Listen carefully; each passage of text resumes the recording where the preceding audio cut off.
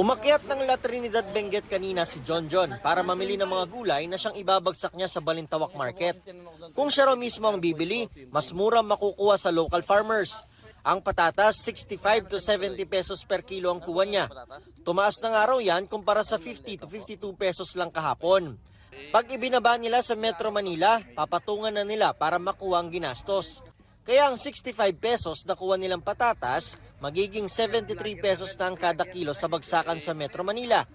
Pero dahil nagsimula na kahapon ang toll hike sa North Luzon Expressway, mas mahal na nilang maipapasa.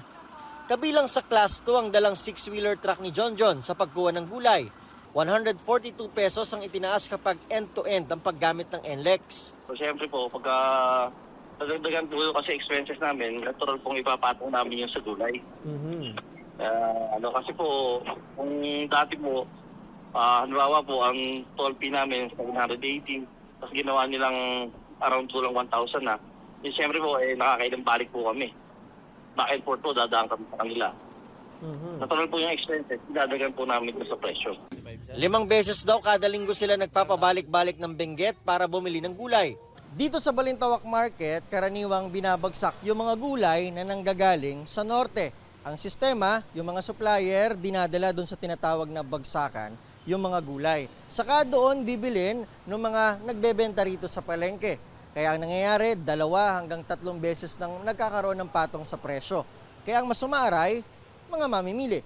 Mahal po ang talong. Tsaka palaya, okra.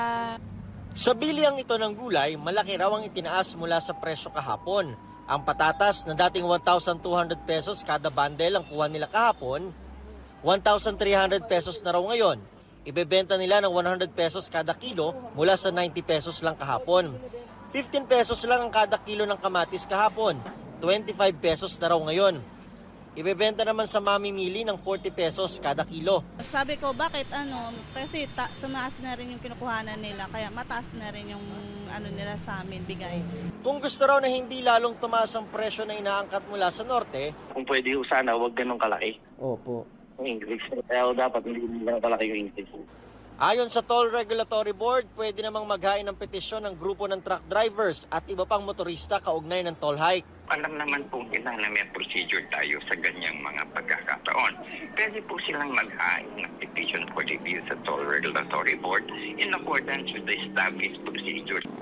Bukas daw sa posibilidad ng public hearing ang TRB sakali mang may maghain ng petisyon kaugnay sa toll hike. Para sa GMA Integrated News, Nico Wahe, ang inyong saksi.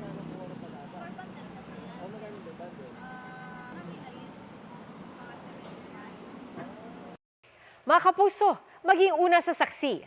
Mag-subscribe sa GMA Integrated News sa YouTube para sa iba't ibang balita.